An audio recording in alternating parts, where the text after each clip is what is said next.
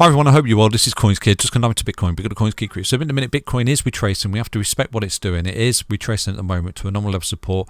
Providing it can hold that support, you're looking at continuation right here. So it's all about the EMAs. Right now you're getting compressed between the 55 and the 10 and the 20 EMA. Hold this 10 and 20 EMA, consolidate, pop again. That's what we all want to see. Okay, so if we move to the left, this is why one of the reasons why I said to you, I don't think you're going to smash through that 55 EMA immediately. And what you're going to do, potentially, it's going to get a bit boring, a bit sideways, a bit crabby, is you are just going to go sideways because you're going to just consolidate between the 55 and the 10 and the 20. Okay, and it's pretty much doing exactly what it did before off this bottom. If you take a look, consolidated below the 55, got the close above, see you later. So this is confirmation statement I'm looking for, a close above the 55. But we've done something really bullish here for Bitcoin that not a lot of people are looking at, and its potential right now. This big wave 3 is taking out this bottom, Adam and Eve bottom, W double bottom, the 10 EMA, the 20 EMA, and this resistance of this massive trend line, which is the falling wedge. And we've got a clean break, fall back to support, previous resistance, back test to support this neckline, and right now we're consolidating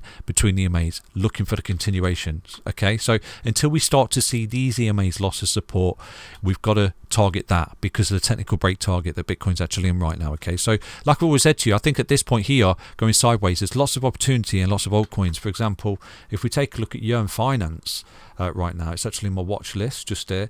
If we take a look at Yearn Finance, that's absolutely smashing it. Look at that. So that's the target I've had for a very long time, to be honest with you. And I think that what we've got is a massive potential W double bottom that's carving out here, a huge ascending triangle on this particular project. Okay, so we'll keep an eye on that. It's been a beautiful trade. Fell back to support. Boom, see you later. So that's getting on with the show. It's trying to get to its 55. And I did say to you, in all this chop, in all this noise, when Bitcoin does this, goes sideways, corrects, whatever, you're going to see altcoins explode into the 55. We've already seen it on so many coins, and I'm posting so many setups on coins that have not done it yet on Twitter. So this is why you've got to follow me on Twitter. I will try and make an opportunity, an altcoin video for you that's just dedicated to lots of little altcoins that are looking to get to the weekly 55. So at the minute, whilst Bitcoin's sort of doing this, we're seeing explosions on some of the altcoins, and Yearn Finance is an example of that. Okay, so anyway, let's dive into the charts and see what we can see for Bitcoin. So looking at Bitcoin on the hourly time frame then, at the minute, we've been riding these waves. We've got this resistance on the way up, and right now we've got two back tests of that previous resistance and support. So it's been amazing. XRP as well, as we trace that target I've had since January the 19th, I think it is, when everyone was getting really bullish. I said to you, I think you're looking for around about 35 cents, and it's come down to there, and it's absolutely bounced. Okay, so anyway, aside from that, what we need to see for Bitcoin to remain bullish is this green line coming up, is the weekly 20 EMA. We need to hold that, and we don't want to see Bitcoin losing this. Okay, we don't want to see it trading back below that red line, because this is where you're broken out. Look, this is your falling wedge, back test, see you later. Okay, so we don't want to see Bitcoin coming all the way down here, because if it does, you're losing your weekly 20, which is bearish. Okay, so like I said to you before, what we don't want to see here for Bitcoin off this top is 5 waves down, in the sense that what we get is something like this: 1, 2, and right now we're in a big third wave. Now this third wave, it will be the most powerfulest wave within an impulsive move down. Potential subsets of waves within waves. This is possibly some kind of impulsive wave 1, if it is indeed bearish, and it would see us lose all this support. So if we see that, we have to pay attention to that, because that's bearish. And like I said to you, you're getting some kind of throwback. This here, this cluster, this leg here was just merely bull trap basically, and some kind of fake out leading back into this pattern basically for Bitcoin. So at the minute it's not doing that, so we have to sort of look at the projection to the upside, because what we've got here for Bitcoin is, at the moment, off these lows is a low, a high, a higher low, a higher high, higher low, higher high. And if Bitcoin bounces here and goes up and takes out that high, it was still a higher low. So that's a bullish scenario, isn't it? And what we're doing is we're simply just retracing to these levels of resistance that we never backtested support on the way up. So the bullish scenario is right now that all we've done is put in a perfect ABC correction on the 1618 like an absolute boss, like that. Okay, perfect ABC, you've got your A wave, you've got your B wave, and boom, you've put your C wave on the 1618. This falls any deeper and starts to come down and loses the green line, loses the red line.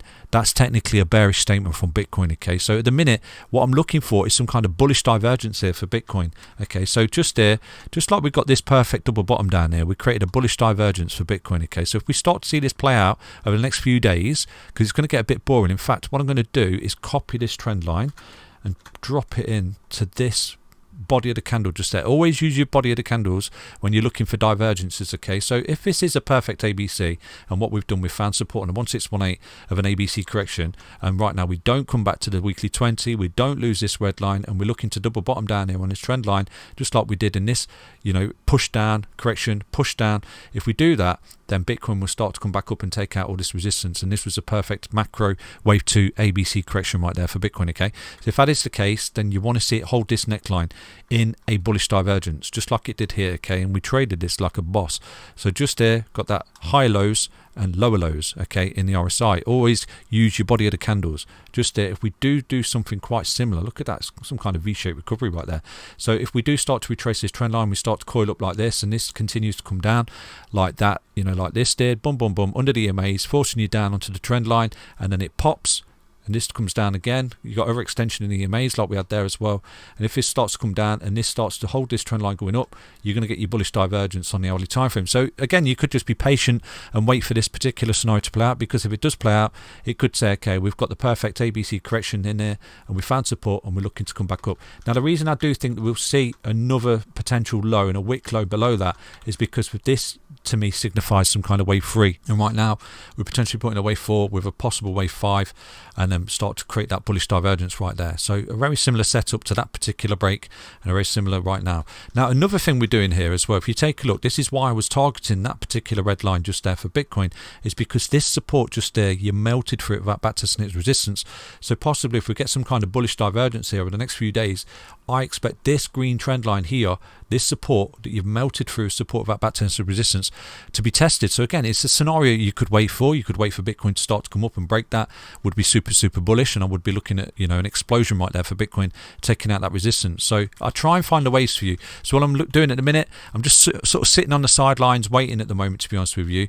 We did come down to the daily 55 EMA, but at the minute I want to see this held, this bullish divergence start to play out over the next few days here for Bitcoin. You know, and then sort of start to pop. I would be more inclined to jump into a long at that point off a bullish divergence, instead of potentially longing, you know, a falling knife here basically. So the key support going forward is, for me, the weekly 20 EMA, this green line. If you start to see Bitcoin doing something like this, it doesn't play out with a bullish divergence, starts to come down, it's really bearish, okay, and it's the truth of it. So I hope you enjoyed that update. Stay healthy, stay strong, stay tuned. Remember, I've not got a crystal ball, but I always try and identify, you know, the support and resistance and potential setups for you. Hope you enjoyed that update. Stay healthy, stay strong, stay tuned. Take care, everyone. Bye-bye.